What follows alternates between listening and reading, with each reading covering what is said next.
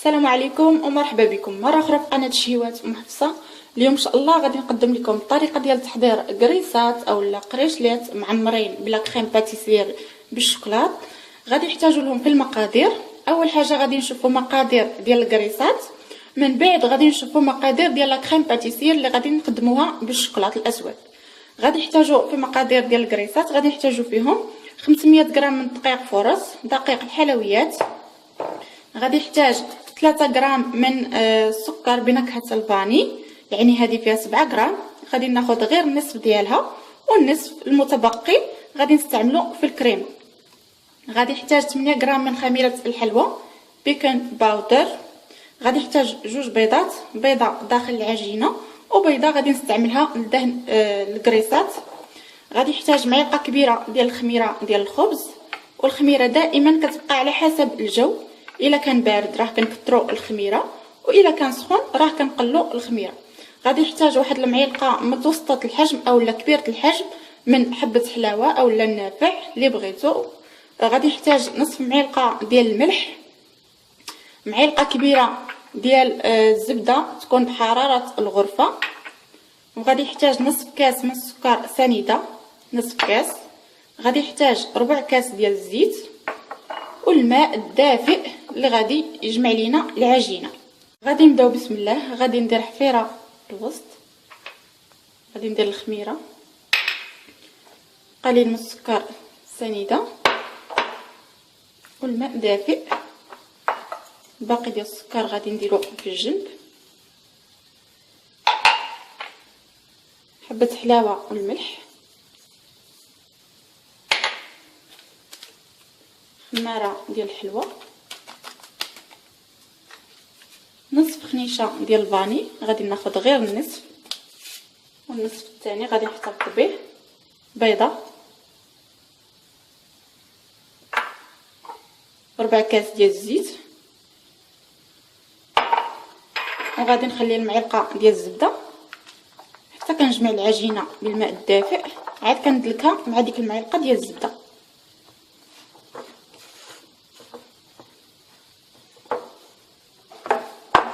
هنا فاش كنجمع العجينه بهذا الشكل راه كتبقى كتلصق في اليد. دابا غادي ناخذ معلقه كبيره ديال الزبده وغادي ندخلها في العجينه. هنا فاش كنجمع العجينه بهذا الشكل كندخل فيها ديك المعلقه ديال الزبده. دابا غادي ندلكها مزيان،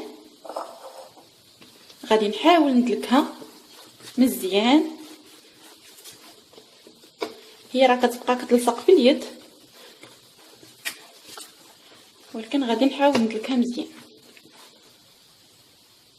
هنا دلكت العجينه مزيان ورجعتها في الجبانه اللي كانت فيها. كيف ما كتلاحظوا كنحصل على هاد العجينه هذه، كيف ما كتلاحظوا راه خفيفه بزاف، ضروري نحصلوا على هاد العجين ما يكونش ثقيل، نحصلوا على هاد العجينه هذا. دابا غادي ندهن ليها الوجه ديالها بالزيت بهذا الشكل، وغادي نغطيها بالبلاستيك الغذائي ونخليها حتى كتخمر وكيتضاعف الحجم ديالها. دابا غادي ندوزو ان شاء الله باش نحضروا لا كريم باتيسير بالشوكولات. غادي نحتاجوا لها في المقادير، غادي نحتاجوا بيضه كامله، نصف خنيشه ديال الفاني اللي خليتها من الكريسات غادي نحتاجها في لا كريم باتيسير. غادي نحتاج 2 معالق كبار ديال السكر سنيده، معلقه كبيره ديال دقيق فرص دقيق الحلويات، وقبصه ديال الملح وكاس ديال الحليب، وغادي نحتاج 80 غرام ديال الشوكولاط الاسود. غادي ندوزو للطريقه. اول حاجه غادي نديرها، غادي ناخذ كاسرونه، غادي ندير فيها كاس ديال الحليب و2 معالق كبار ديال السكر سنيده، وغادي نديرهم على عافيه حتى كيسخنوا. خليت الحليب كيسخن، خديت اناء درت فيه البيضه، غادي نضيف عليها المعلقه ديال دقيق الفورص والقبصه ديال الملح ونصف خنيشه ديال الفاني، وغادي نخلطهم مزيان. هنا من بعد ما كيسخن ليا الحليب والسكر، دابا غادي نضيف عليه الشوكولات باش كيذوب في الحراره. هنا من بعد ما كيذوب ليا الشوكولات داخل الحليب دابا غادي نضيفو على الخليط ديال الدقيق والبيضه اللي خلطته مزيان والفاني، وغادي نخلط. دابا غادي نرجعو كاسرونه فاش غليت الحليب،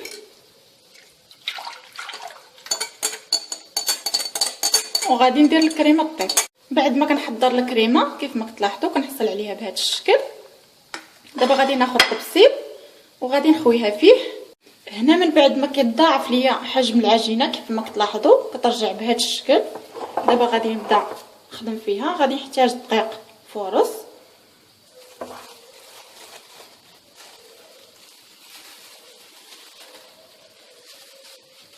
وغادي نهبط فيه العجينه،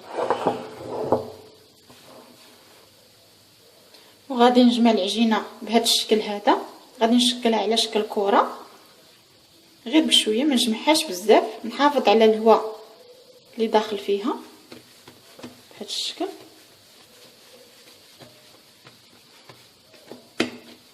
صافي دابا غادي نطلقها. غادي ناخذ تلاك وغادي نطلقها، ما تكونش رقيقه بزاف وما تكونش غليظه بزاف. غادي نوريكم السمك ديالها. طلقتها بهذا السمك كيف ما كتلاحظوا، ما كتكونش رقيقه بزاف وماشي غليظه بزاف.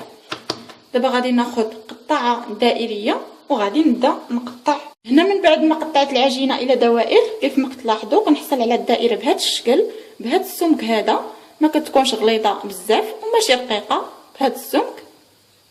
من بعد ما كنقطع دوائر العجين اللي كيبقى ليا في الجوانب حتى هو كنجمعو وكنرجع نطلقو وكنقطع دوائر منه بهذا الشكل هذا وكنخليهم حتى كيرتاحوا. ودابا غادي كل دائره غادي نضغط عليها بهذا الشكل. غادي نحاول نبسطها بهذا الشكل هذا باش ترجع تكبر.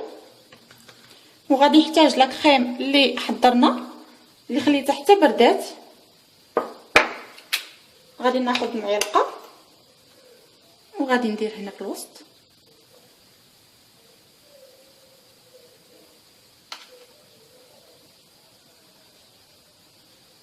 بهذا الشكل.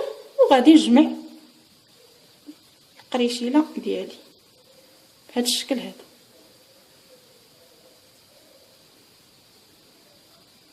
غادي نسد مزيان على لا كريم باش ما تخرجش. كيف ما كتلاحظوا كنسد مزيان مزيان بهذا الشكل. صافي حتى كنحصل على كريسه بهذا الشكل هذا. غادي نكمل هنا من بعد ما عمرت الكروز ديالي كاملين، عمرتهم بلا كريم باتيسير بالشوكولا. دابا غادي ناخذ الكره بهذا الشكل هذا وغادي نضغط عليها ضغطه خفيفه براحه اليد بهذا الشكل، غير باش كتاخذ ليا الشكل ديال الكريسه وما كتبقاش مقوسه. كنحصل عليها بهذا الشكل هذا. صافي دابا غادي نديرها في الصينيه ديال الفرن. هنا من بعد ما ساليتهم درتهم في الصينيه ديال الفرن اللي دهنتها بالزيت. خديت البيضه اللي ذكرتها في المقادير، ضفت عليها القليل من قهوه سريعه الذوبان وقطيره ديال الخل وخفقتها مزيان. وغادي نحتاج القليل من حبيبات ديال الجنجلان او السمسم، وغادي ندهنهم دهن الكريسات ديالي. انا كنفضل ندهنهم قبل ما يخمروا باش كنتفادى ينزلوا ليا الا كانوا خامرين.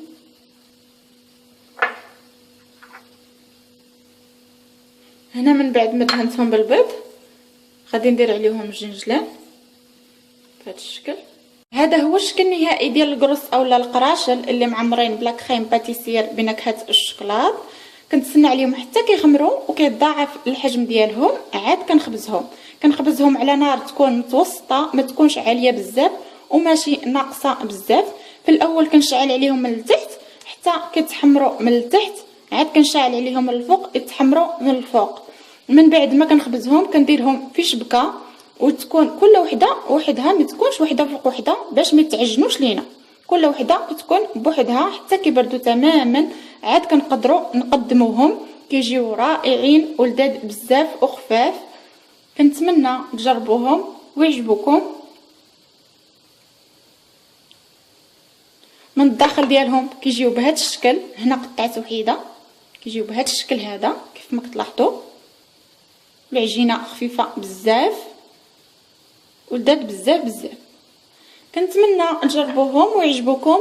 الا عجبكم فيديو ما تنساوش ديروا جيم وتشتركوا في القناه باش دائما توصلوا بالجديد. شكرا.